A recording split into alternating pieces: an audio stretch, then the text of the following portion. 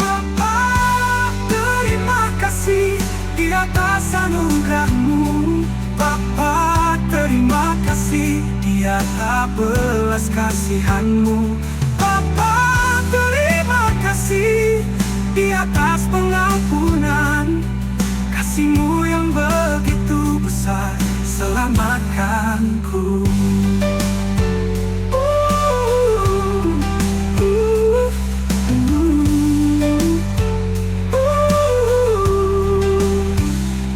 Bapa, terima kasih di atas anugerah. Halo, shalom, damai dalam nama Tuhan Yesus. Dalam kesempatan ibadah online kita hari ini kita hidup dalam zaman era Roh Kudus, zaman generasi profetik, zaman penggenapan nubuat Nabi Yoel pasal 2, bahwa hari terakhir aku curahkan rohku, dan anakmu laki-laki dan perempuan akan bernubuat, teruna-terunamu akan mendapat penglihatan, dan orang tuamu akan mendapat mimpi. Saya ingin menceritakan sempena mengingati kebangkitan Yesus dan penglihatan Dia selama 40 hari 40 malam sebelum Dia naik ke surga. Satu daripada penglihatan saya yang kedua kali tahun 2007. Hari di mana Tuhan membawa saya ke surga, memperlihatkan saya Kristus dan panggilan saya. Dalam kesempatan ini, mari saya share dengan Anda bagaimana Tuhan memberikan saya mandat dan restorasi yang baru. Anda juga demikian bila Anda kembali dan hidup benar di hadapan Tuhan. Tuhan memberkati.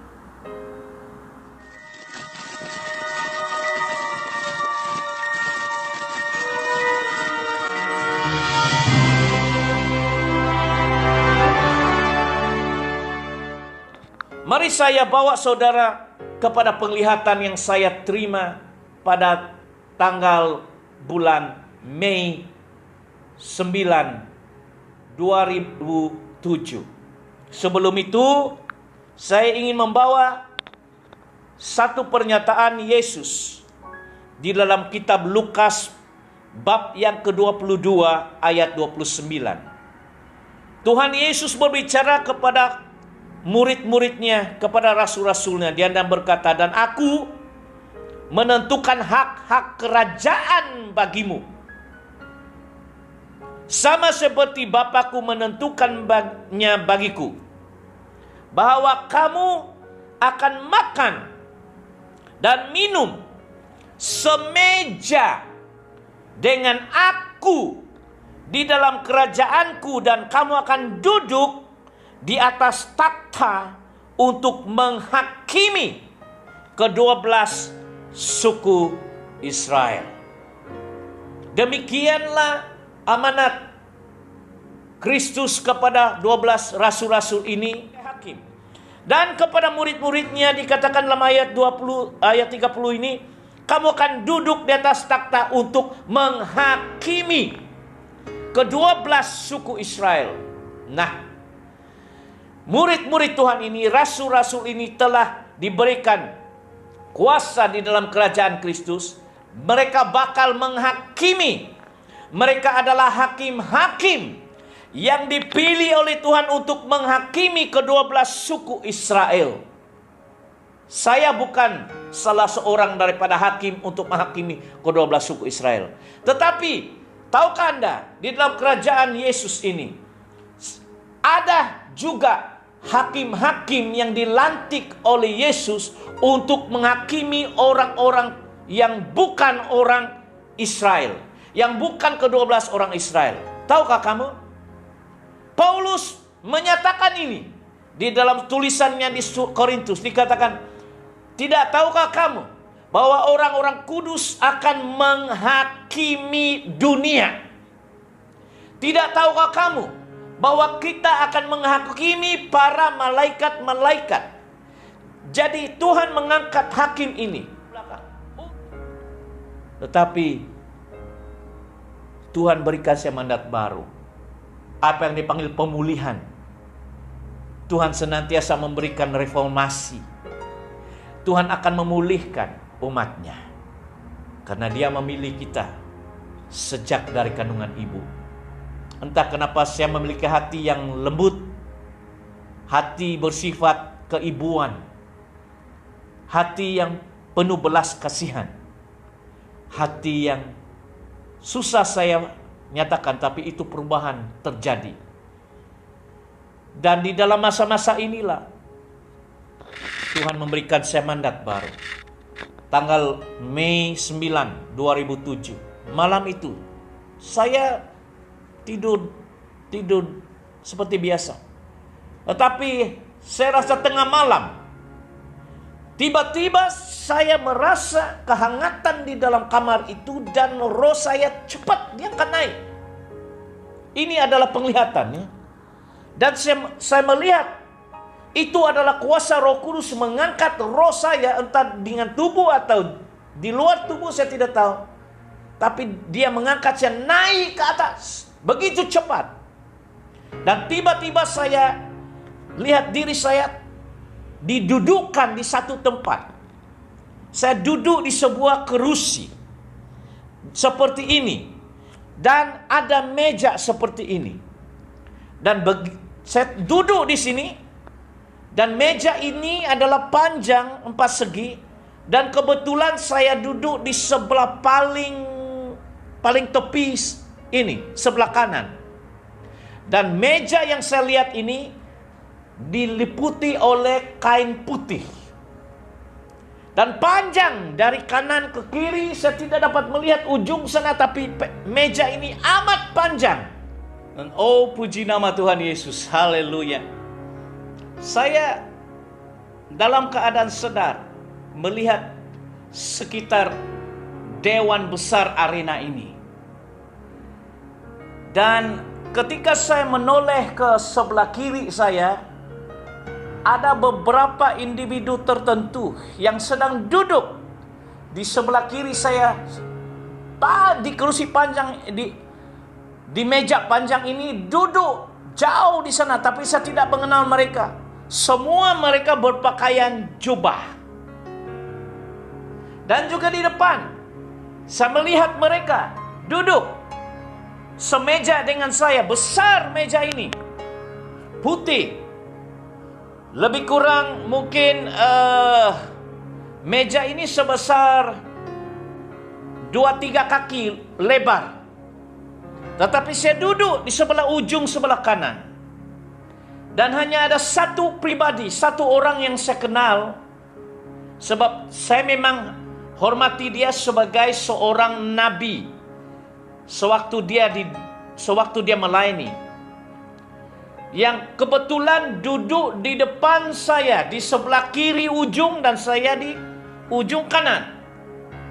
Yang lain itu saya tidak kenal, tapi semuanya dalam suasana penuh kemuliaan, senyuman, damai. Tapi ada seorang yang duduk di depan saya ini, duduk di ujung kiri dan saya ujung di kanan. Dan saya lihat dia, kami bertemu muka dan mata, dan dia tersenyum, saya tersenyum, mengangguk-angguk. Dan saya kenali dia, seorang hamba Tuhan yang bernama Reverend Kenneth E. Hagin. Dia adalah seorang hamba Tuhan yang pada tahun 2003 sudah dipanggil Tuhan ke surga pada usia sekitar 80 tahun. Tapi dia dikenal sebagai seorang nabi. Nabi yang melayani di Amerika, tempat yang dipanggil Oklahoma. Dan dia ada sekolah Alkitab Rema. Dan dia memang dikenal. Dia masih ada anak rohaninya itu, dan juga anaknya sendiri, Kenneth Hagin Jr., yang meneruskan legasi beliau. Tapi dia saya kenal sebagai seorang nabi dan salah seorang mentor jarak jauh saya. Kenapa jarak jauh? Karena saya tidak pernah ketemu dengan dia muka dengan muka ataupun duduk di dalam pelayanan pengajaran beliau secara fisikal, tetapi lewat kesaksian buku-buku yang ditulis saya banyak beli, magazine Faith, dan juga saya membeli kaset-kaset pelayanan dan khotbahnya di tahun 80-an. Tapi setelah saya keluar pelayanan, hampir lebih 10 tahun saya tidak lagi mengikuti perkembangan dia. Bahkan saya tidak tahu bahwa dia telah dipanggil Tuhan pada sekitar usia 80 pada tahun 2003. Nah, penglihatan ini terjadi tahun 2007. Bayangkan, saya tidak tahu.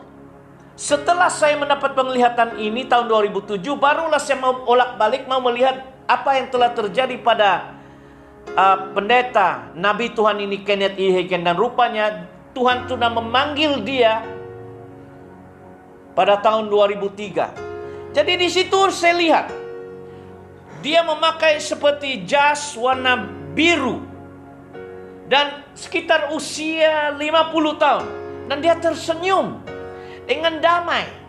Di surga tiada kematian, dia hidup. Dia memandang saya memandang dia, dia tersenyum. Dan saya mengangguk sebagai tanda ya penerimaan. Dia adalah Kenneth E. Hagin, saya pasti. Yang lain di sebelah sini dan di sebelah sana banyak di antara mereka, tapi saya tidak kenal. Jadi saya duduk di meja, semeja dengan Kenneth Hagin, dan di belakang kami itu pentas lebih kurang 2 kaki tinggi, tapi belum ada orang di sana. Dan di sini saya mulai ya bertanya kepada diri saya sendiri, kenapa saya berada di sini? Kenapa saya duduk di sini dan di meja ini? Apa semua ini? Saya mulai bertanya kepada Roh Kudus. Saya seringkali mendengar suara Roh Kudus, sebab Roh Kudus itu memang bersuara. Firman Tuhan menyatakan, barang siapa yang mempunyai telinga untuk mendengar, hendaklah ia mendengar apa yang dikatakan oleh Roh Kudus kepada jemaat. Di dalam Kisah Rasul pasal 13 dikatakan Roh Kudus berkata, Roh Kudus berbicara. Juga kepada Petrus Roh Kudus berbicara, sebab Roh Kudus itu adalah Roh Kristus, Roh Allah. Dan saya bertanya kepada Roh Kudus, kenapa saya berada di sini? Apa tujuan saya duduk di sini? Dan apakah maksud Tuhan biarkan saya duduk di antara orang-orang ini? Siapa orang-orang ini? Dan saya mendengar Roh Kudus berbicara kepada roh saya. Di surga tidak ada had masa, tetapi Anda mendengar suasananya tentram dan tenang. Saya mendengar semacam suara musik yang begitu lemah lembut dan begitu indah didengar. Dan Roh Kudus berbicara kepada roh saya. Saya sangat jelas mendengar jawabannya. Dia berkata begini. Dia berbicara kepada saya dalam bahasa Inggris, tetapi saya bisa terjemahkan dalam bahasa Malaysia dan Indonesia. Dia katakan, Apostle and prophet sit together at the table of the Lord. Itu yang dia katakan. Saya ulangi. Apostle and prophet sit together at the table of the Lord. Diterjemahkan, dia berkata, Rasul dan Nabi duduk bersama-sama di dalam meja Tuhan. Nah, setelah saya mendengar itu, saya menyadari apa yang dikatakan oleh Yesus di dalam Injil Lukas 22, bahwa kamu akan duduk semeja dengan aku. Berarti meja diliputi kain putih ini literal ya. Berarti sekarang saya menyadari, teologi saya berubah, bahwa di surga, di dalam kerajaan Yesus itu betul-betul benar-benar ada meja. Paham enggak? Ada meja yang saya lihat, tapi meja ini panjang. Saya gelar meja ini meja Kristus. Di mana Yesus berkata, kamu akan makan dan minum semeja dengan aku di dalam kerajaanku. Jadi apa yang bakal saya expect adalah makanan dan minuman. Meja ini saya sudah lihat. Saya begini, letak tangan saya begini.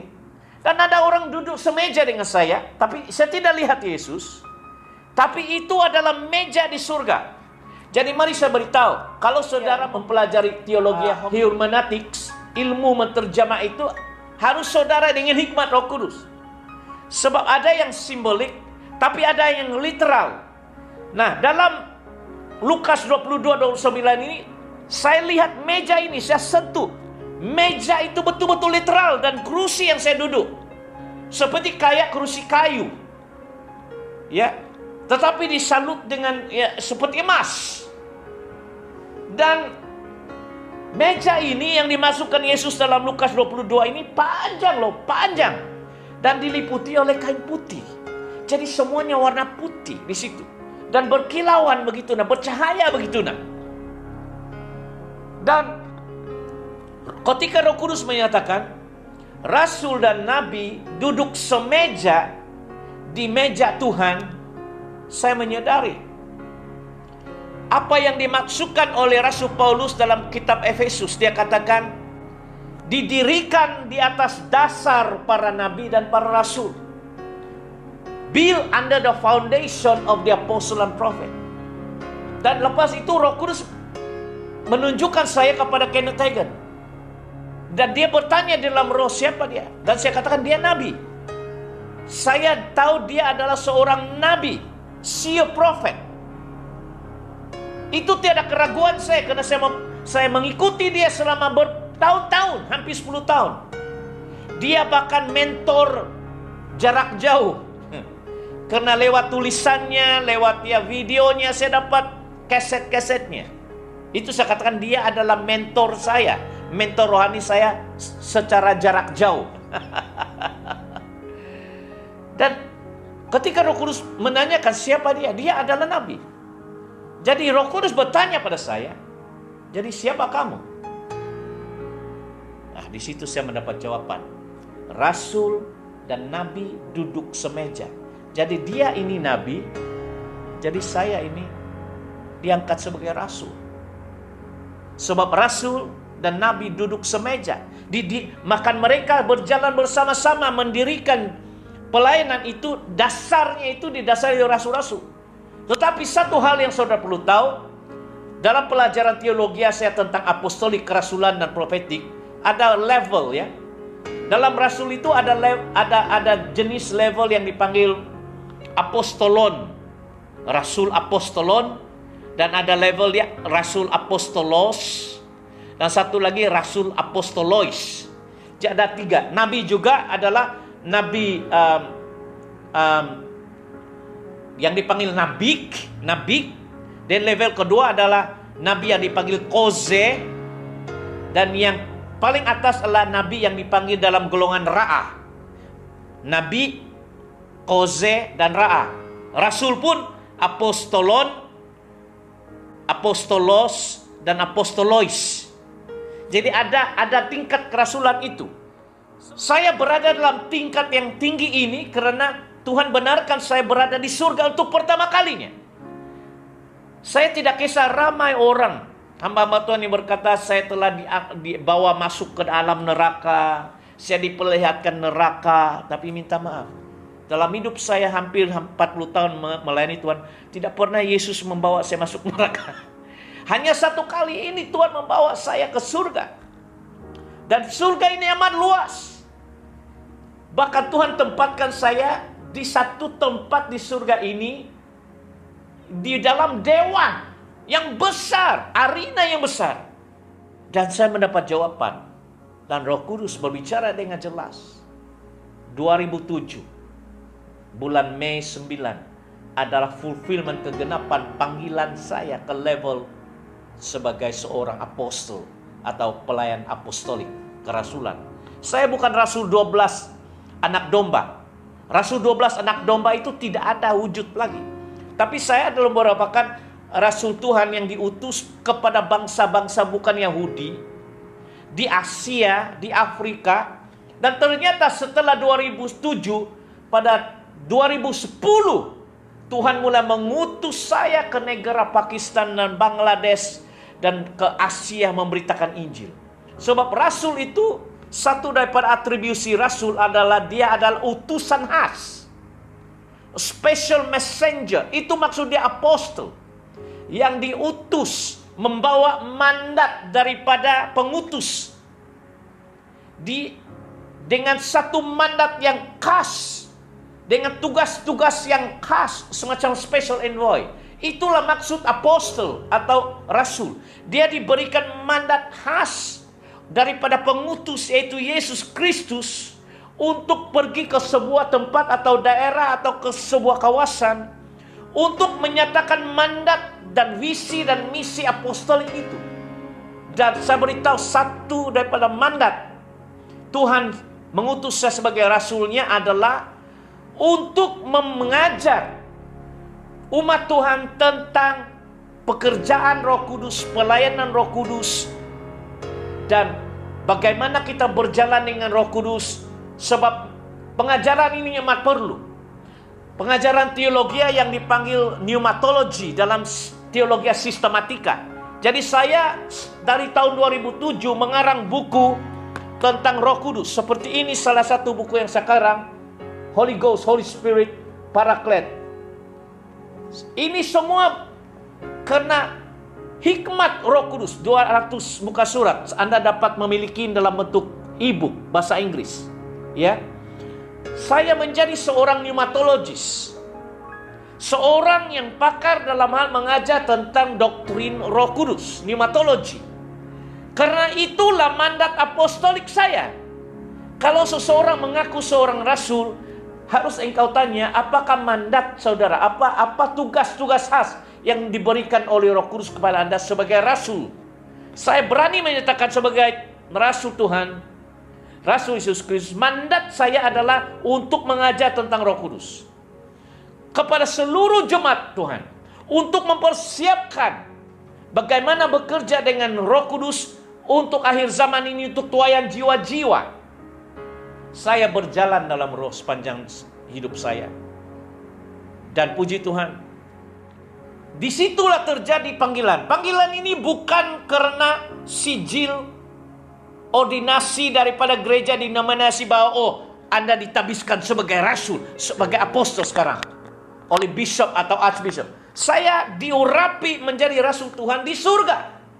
Roh Kudus katakan, Anda duduk bersama nabi dan rasul itu semeja. Dan itu menjawab soalan saya yang pertama. Soalan saya kedua, saya katakan, siapa semua orang-orang yang duduk di sebelah saya ini?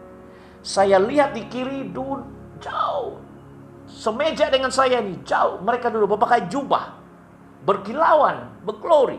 Saya tidak kenal. Yang saya kenal hanya Kenneth Hagin.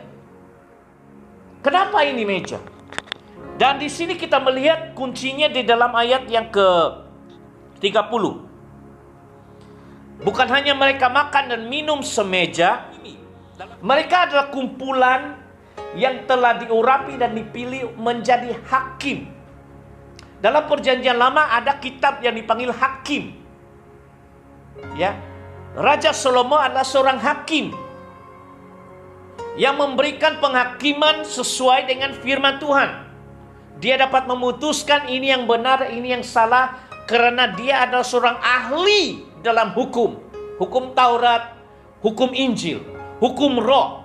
Jadi ada kumpulan ini yang akan menghakimi ke-12 suku. Tetapi Roh Kudus menyatakan pada saya bahwa ada juga hakim yang dilantik untuk menghakimi suku-suku bukan Israel, suku-suku lain di Asia dan sebagainya. Dan Roh Kudus berbicara bahwa saya adalah salah seorang yang telah diangkat dan dipilih sebagai hakim ini untuk menghakimi orang-orang bukan Israel. Dan yang lain itu adalah juga hakim-hakim yang telah diangkat dan dipilih oleh Tuhan untuk menghakimi. Berarti saya melihat banyak hakim yang berwarna putih jubahnya. Saya juga dalam bentuk jubah putih ini. Saya salah seorang daripada hakim yang telah dipilih khas. Makanya setiap kali kita melihat meja Tuhan di surga, itu adalah tempat khas. Meja itu adalah meja khas hanya kepada para tua-tua, para hakim-hakim. Kalau saudara membaca dalam kitab Wahyu, ada dikatakan 24 tua-tua sedang duduk di dalam takhta. Itu adalah Heavenly Sanhedrin. Para rabi-rabi, para bishop, para hakim-hakim yang dipilih oleh Tuhan untuk menghakimi bangsa-bangsa. Tidak tahu berapa ramai, tapi saya lihat di sebelah kiri saya itu, begitu ramai mereka sampai saya tidak nampak ujung kiri meja itu. Tapi Roh Kudus katakan mereka inilah para tua-tua, para hakim-hakim yang dipilih untuk menghakimi, yang dipilih oleh Yesus menghakimi. Sebagaimana 12 rasul itu kita sudah tahu mereka menghakimi ke-12 suku Israel. Tetapi ada hakim-hakim yang diangkat Tuhan untuk menghakimi orang yang bukan Israel. Dan Tuhan katakan, kamu salah seorang daripada hakim itu. Itu menjawab soalan saya. Dan hari ini saya berusaha menjadi seorang hamba Tuhan yang bukan hanya biasa-biasa. Saya siang malam berdoa, mempelajari. Saya mengarang 45 buku. Selain buku ini tadi, saya juga mengarang buku tentang akhir zaman. Ini buku-buku yang saya karang. Ini bukan saya pelajari dari teologi, tetapi hari penyelidikan bertahun-tahun, research. Meskipun saya lulusan, saya diberikan, ditauliakan ijazah kehormat kedoktoran, ijazah PhD. Tetapi itu tidak cukup.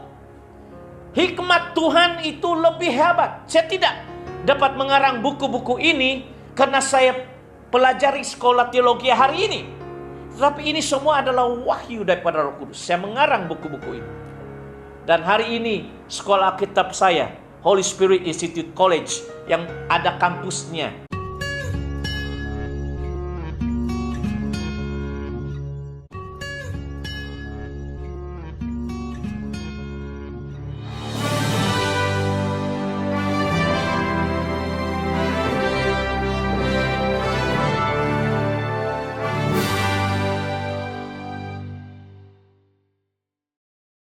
Pelajaran-pelajaran pneumatologi, kristologi, pelajaran-pelajaran sistematika teologi, semua ini semua adalah merupakan satu pelajaran berbentuk wahyu. Karena itu mandat saya sebagai rasul. Mandat apostolik saya harus saya mengajar tentang Roh Kudus. Bahkan nama college yang saya dirikan adalah Institute Roh Kudus College, Holy Spirit Institute College. Puji Tuhan ada kampus. Dan sudah dua kali kami buat wisuda. Dan setelah itu saya mendapat jawaban. Dan tiba-tiba sesuatu mendorong saya untuk menoleh ke kiri di belakang.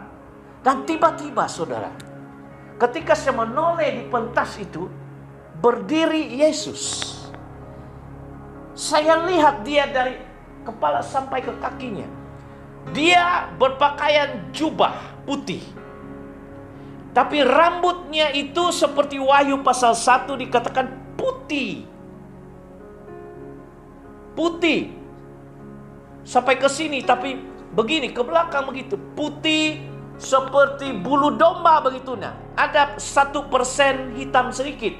Tapi putih dan dia bercahaya, berglory. Dan dia berdiri di situ. Wah. Dan bila saya melihat begini, tentunya dia berdiri di sana. Saya akan lihat sebelah kanannya di sini kan. Sebab saya melihat begitu, saya melihat di sebelahnya sini. Rambutnya dan juga dia berdiri dengan jubahnya panjang. Seperti jubah seorang imam. Dan ketika saya melihat itu, dia tidak memandang saya, tetapi dalam roh dia melihat saya. Oh, saudara tidak akan tahu apa yang dimaksudkan 7 mata. 7 mata di dalam domba Allah itu. Berarti dia maha tahu, dia melihat segala sesuatu. Dia tidak melihat saya, tapi dia melihat saya. Dia melihat jauh ke arena sana. Dan ketika saya lihat Yesus, kami berkomunikasi itu menerima keberadaannya, dia Tuhanku yang saya sayang. Tetapi dia melihat ke arah sana, ke arah dewan yang berkilauan itu, arena itu, yang kelihatannya seperti kaca kristal berkilauan itu, dia melihat jauh ke sana. Dan ketika dia melihat, jadi saya tertarik, saya lihat. Kenneth Hagin juga melihat. Dan ketika saya melihat arena yang besar ini, tiba-tiba terbuka seperti lift ya, dia terbuka begini, pintu dia macam terbuka begini. Dan ketika dia terbuka, wah, lut sinar, saya bisa melihat jauh ke bawah dan saya lihat di bumi semacam kaca TV plasma begitu nah, kaca televisi plasma di surga. Sekarang sudah mulai, dulunya lantai tiba-tiba dia terbuka dan Yesus melihat dari pentas itu ke sana, dan saya juga tertarik, saya lihat apa itu. Dan saya lihat bila dia terbuka, wah, rupanya ini televisi Tuhan ya. Televisinya Tuhan itu. Dan kamera-kamera itu adalah Roh Kudus. Saya lihat jauh di dalam bumi itu. Dan penglihatan yang saya lihat itu adalah sepertinya kamera Tuhan itu di zoom ke satu tempat, dewan di bawah. Dan di dewan itu saya lihat ribuan orang sedang duduk. Semacam satu gedung. Dan lagi dijelaskan, saya lihat di bawah, tiba-tiba saya melihat seorang hamba Tuhan sedang berkhotbah di antara ribuan orang. Dan ketika saya melihat lagi, ya seperti kaca televisi, saya lihat rupanya itu adalah gedung miliknya Kenneth E. Hagin yang dipanggil Rhema Bible Church di Oklahoma. Dan yang sedang berkhotbah itu adalah anaknya Kenneth Hagin. Nama dia Kenneth Hagin Jr., masih hidup itu. Dan saya lihat dia, dan saya lihat macam kami lihat kaca TV terbuka, kami lihat dia. Saya lihat begitu. Sebab Yesus sedang melihat. Dan Kenneth Hagin sedang berbicara, khotbah, mengajar. Ribuan orang duduk di gedungnya. Dan orang bersorak dan menerima urapan begitu. Dan setelah seberapa menit, saya lihat kembali Yesus. Dan Yesus sedang berbicara kepada jemaat di bawah itu. Jemaat Kenneth Hagin Jr. Maka itulah sebabnya Kenneth Hagin Senior ini senyum. Saya lihat Yesus, dia mulai berbicara begini kepada jemaat itu. Dia mulai buka mulut. Dan dia berbicara. Dia buka mulut dan dengan tangannya dia berbicara. Saya lihat mulutnya itu berbicara. Tetapi yang anehnya, ketika saya lihat dia berbicara kepada jemaat di bawah itu, tidak ada suara vokal. Tapi saya lihat tangannya, mulutnya berbicara begini. Saya heran, apakah telinga saya ini tidak bisa dengar? Tapi tidak. Dan saya bertanya, Roh Kudus, kenapa saya tidak boleh mendengar dia? Dan Roh Kudus memberikan saya hikmat, pengetahuan bahwa perkataan yang sedang diucapkan Yesus dari surga ke bawah itu hanya perkataan rema yang ditujukan hanya kepada jemaat itu. Dan saya di surga ini tidak dibenarkan untuk mendengar. Bukan saya peka, bukan. Tapi karena perkataan itu ditujukan kepada jemaat yang di bawah, makanya saya lihat Yesus berbicara begini. Tetapi saya tidak mendengar dia. Karena Roh Kudus tidak benarkan saya mendengar. Wah, aneh ya. Berarti saya teringat Yesus berkata dalam Yohanes pasal 16 ayat 3. Bahwa Roh Kudus tidak berkata-kata kepada dirinya sendiri. Tetapi apa yang didengarnya, itulah yang akan diucapkannya. Berarti Tuhan mengajar pada saya, setiap kali Allah Bapa atau Yesus berbicara dari surga, Roh Kudus di dunia itu berfungsi sebagai receiver, paham? Transmitter. Dia menerima itu dan dia bicarakan. apa yang Yesus ucapkan, yang didengar oleh Roh Kudus, Yohanes 16:13, itulah yang akan dinyatakan dia. Berarti untuk Anda mendengar suara Yesus, kalau saudara ingin mendengar suara Allah Bapa, harus ada memiliki Roh Kudus. Harus biarkan Roh Kudus itu terbuka hati untuk biarkan Roh Kudus berbicara kepada jemaat-jemaatnya. Sebab Roh Kudus di dunia berfungsi sebagai receiver, sebagai transmitter suara Allah Bapa. Itu Yohanes 16:13. Jadi bila Yesus berbicara ini saya tidak boleh dengar. Tetapi yang di bawah sana mereka dengar. Sebab mereka penuh Roh Kudus. Dan Roh Kudus berbicara. Kalau Yesus berkata, dengarkan, Roh Kudus akan berkata, dengarkan. Macam HP itu, meskipun istri Anda jauh di sana, tapi saudara mendengar dia berbicara. Roh Kudus itu kayak begitu, transmitter, receiver. Oh saudara, ini pelajaran teologi yang tidak ada saudara akan pelajari dalam sekolah kita biasa. Dan dia berbicara, tidak tahu berapa lama, 5 menit, dia berbicara begini. Selepas itu, di bawah sana saya melihat, oh mereka memuji Tuhan, mereka menerima urapan itu. Dan Kenneth Hagin turut melihat dan bergembira. Legasi kita itu perlu diteruskan. Dan saya menghormati hamba Tuhan ini. Tidak tahu, rupanya dia sudah dipanggil Tuhan 2003. Sekarang dalam penglihatan 2007, di situ dia duduk. Nabi Tuhan yang mentor saya secara jarak jauh. Saya harap Bishop Joe juga menjadi mentor kamu secara jarak jauh. Lewat video, lewat YouTube, lewat Facebook. Kita perlukan bapak-bapak rohani. Kita perlukan mentor-mentor. Dan kami ingin menyatakan kesaksian ini sebagai legasi kami untuk Anda mengetahui bahwa Yesus itu hidup. Dan setelah itu ditutup kembali. Begitu, tutup kembali. Dan Yesus masih berdiri di sana. Saya boleh melihat dia. Tiba-tiba satu lagi fase yang terjadi, yang membuat saya menoleh ke sebelah kiri saya. Jauh di dewan itu kan ada pintu kan. Tiba-tiba masuk sekumpulan remaja. Kali ini saya lihat remaja. Daripada remaja perempuan dan laki-laki, remaja keluar masuk. Masuk ke dalam dewan melalui pintu di sebelah kiri itu. Di pandangan saya dia di sebelah kiri ya. Dan mereka mulai datang. Tidak tahu berapa puluh orang. Pergi ke tengah-tengah dewan itu.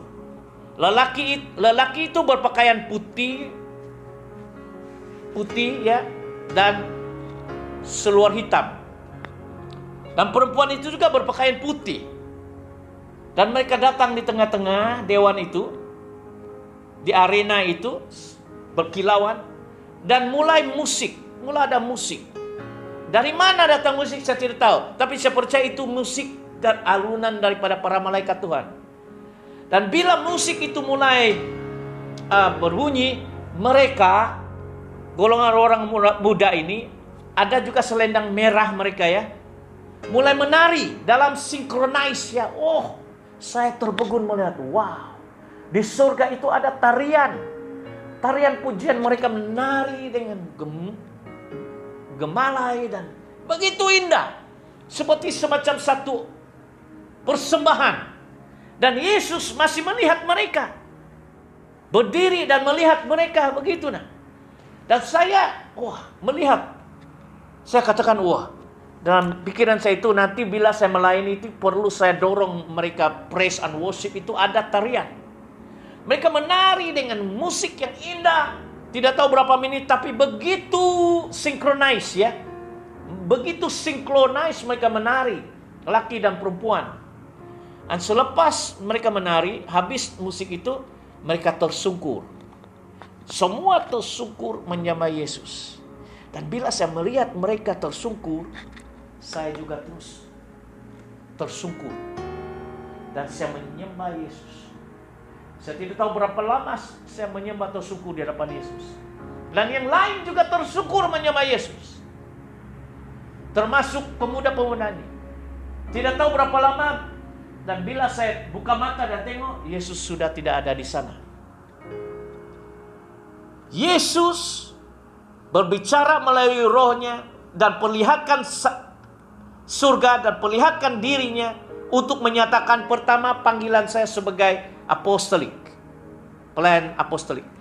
Dia berbicara kepada saya lewat rohnya bahwa saya juga satu daripada hakim yang menghakimi orang-orang, hakim yang menghakimi orang-orang yang bukan Israel.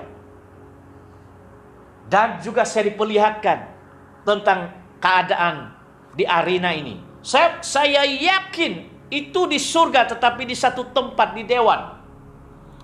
Dan setelah saya bangun daripada itu, maka anak-anak muda itu kembali lagi berjalan keluar pintu kiri. Selepas dia keluar pintu kiri, masuk lagi sekumpulan orang dari tempat yang sama, dari pintu yang sama. Kali ini mereka adalah bercahaya dengan jubah-jubah, lebih puluhan mereka, banyak. Entah berapa ramai, 50 orang. Dan mereka masuk berbaris begini. Dan saya lihat semua mereka sedang mengangkut semacam satu piring besar yang berkilauan putih. Saya tahu itu daripada perak. Begini, mengangkut begini dan berjalan satu baris sampai ke tengah. Begini, di atas kepala besar, piring besar daripada perak. Sebab saya tahu bukan emas, dia putih mengkilau seperti perak, memang perak. Dan ada yang letak makanan di tengah-tengah itu. Mungkin ada orang yang akan datang dan duduk di sana dan makan. Berarti saya sekarang berada dalam suasana perjamuan pesta. Kan Yesus katakan dalam Lukas 22:29 bahwa kamu akan makan dan minum semeja dengan aku. Berarti ada makanan di surga, ada minuman di surga, ada meja di surga, ada bangunan di sana. Dan ada malaikat, itu saya lihat, otomatis saya tahu itu malaikat-malaikat pelayan. Ramai malaikat itu. Mereka bawa dan mereka pergi di tengah, ada yang letak makanan itu di atas piring besar ini di tengah-tengah sana. Berarti saya tahu akan ada orang datang duduk di sana dan mulai makan. Dan ada yang malaikat Tuhan yang membawa makanan di sebelah tempat sana, sebab meja itu kan panjang kan. Ada yang pergi di tengah, dan ada satu malaikat ini datang ke tempat kami. Dia datang di belakang Kenneth Hagin dan dia masuk sini. Lepas itu dia pergi ke belakang saya dan dia tersenyum. Saya nampak malaikat Tuhan. Dia angkat ini piringnya luas. Dan bila dia datang di sini, dia letak piring itu besar begini, besar. Dan saya lihat diletakkan di depan saya. Saya lihat, kata apa yang saya lihat? Saya lihat buah-buahan. Buah-buahan. Entah dari mana, mungkin daripada Taman Firdaus. Sebab memang di surga itu akan ada pohon-pohonan. Dan buah-buahan yang besar, banyak jenis. Tapi yang paling banyak saya lihat buah-buahan di depan saya ini adalah buah anggur hijau. Buah anggur. Besarnya besar begini. Lebih besar dari apa yang saya lihat sudah biasa. Moist, sejuk dan kelihatan juicy. Sekumpulan anggur itu begini di depan saya. Waduh, saya sudah sadar. Belum lagi kami diberikan minuman. Tapi saya sadar bahwa Lukas 22 ini bahwa akan ada meja. Kamu akan makan, kamu akan minum. Tapi bukan daging ya. Yang disodorkan pada waktu itu adalah buah-buahan. Dan saya lihat buah anggur yang warna hijau. Aduh, saya mulai makan. Saya ambil satu saja, itu besarnya anggur itu. Dan saya betul-betul makan.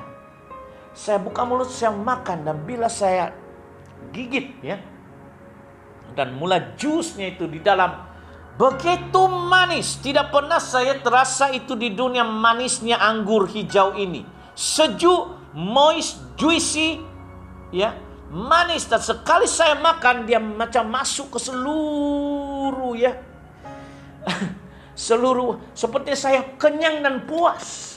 Satu saja boleh membuat saya puas.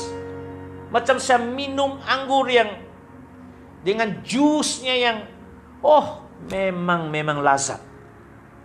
Saya sadar meja itu literal, minuman dan makanan itu nyata. Saya percaya ada roti, tapi belum lagi sempat kami disodorkan oleh malaikat ini. Baru saya makan ini, sudah saya makan, saya rasa makanan buah anggur ini, tiba-tiba Roh Kudus membawa saya turun ke bumi lagi. Dan masuk ke tubuh saya terbangun. Dan saya terbangun. Baru saya sadar saya berada di surga, saya telah melihat Yesus. Bayangkan tahun 81 saya melihat Yesus. Dan ini 2007, tahu berapa lama Anda? Hampir 20 tahun. Bila saya lihat itu, saya terus menangis terseduh-seduh.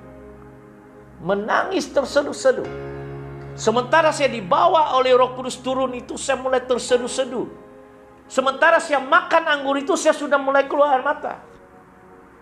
Terseduh-seduh saya. Begitu tersentuh karena sudah demikian lama Tuhan Yesus tidak menyatakan diri pada saya. Saya sangka saya sudah dibuang oleh Tuhan. Tapi saya bangun waktu itu. Dan saya menangis terseduh-seduh. Saya menyadari juru selamat saya ini nyata. Yesus yang kusembah, yang ku percaya selama ini tidak meninggalkan saya meskipun saya lari daripadanya. Dan sejak itu Tuhan pulihkan hidup saya kembali. Tuhan buka pelayanan saya kembali. 2010 saya mulai diutus Tuhan pertama kali ke Pakistan. Tuhan pakai ada satu kapal di Afrika Selatan kirim saya 4.000 ringgit untuk saya ambil itu pergi ke Pakistan dan ke Bangladesh, dan saya ke Thailand, dan saya ketemu pelayanan saya di Thailand, di Kambodia. Saya mulai pergi ke mana-mana, ke negara, ke China, ke Hong Kong. Saya mulai pergi, dan selepas itu naik. Dan Tuhan memberkati, Tuhan membuka pelayanan. Saya pergi ke Afrika Selatan, saya pergi ke Eropa, ke Jerman. Saya khotbah di gereja-gereja di situ, di Paris. Tuhan mulai mengutus saya di seluruh Asia, Eropa. Dan tahun ini seizin Tuhan, kalau COVID-19 ini berlalu, saya diundang kembali ke negara Afrika di Johannesburg untuk membuka cabang saya, World Bishop Council Federation, pejabat di situ. Haleluya. Sekali saudara melihat penglihatan kegenapan Yoel ini, hidup Anda berubah. Saya berdoa di dalam nama Yesus supaya Anda juga dapat mengalami seperti yang saya alami, seperti yang Paulus alami. Dia diangkat ke surga. Dia dapat penglihatan.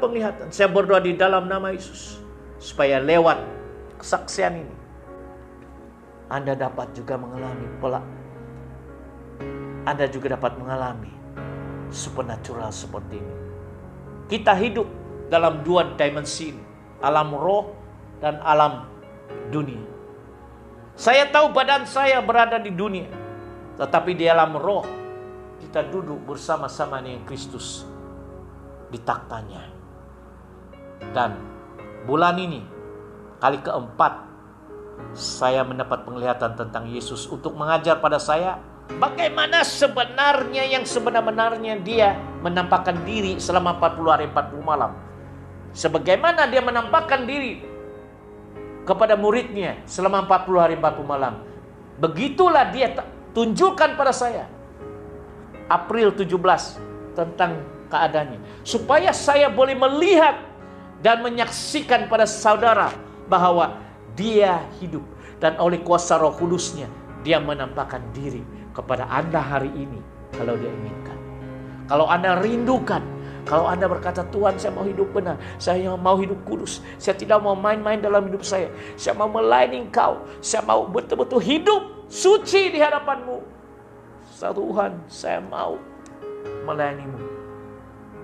Tuhan akan dengar. Mimpi, penglihatan dan nubuat itu bagian Anda. Anda adalah generasi Roh Kudus. Anda adalah generasi kitab Yoel bab yang kedua. Hari-hari terakhir aku curahkan rohku. Anak-anakmu laki-laki akan mendapat penglihatan dan mimpi. Teruna-terunamu akan mendapat penglihatan, akan bernubuat. Orang tuamu akan mendapat penglihatan mimpi. Penglihatan mimpi inilah yang saya dapat. Dan saya memuji Tuhan, karena kuasa roh Tuhan inilah yang membuat saya masih kuat hari ini dan tetap melayani Tuhan. Tuhan memberkati Anda. Amin. Kasih-Mu yang begitu besar selamatkanku. Bapa, terima kasih di atas anugerah-Mu. Bapa, terima kasih di atas belas kasihan-Mu. Bapa, terima kasih di atas pengampunan. Kasih-Mu yang begitu besar selamatkanku.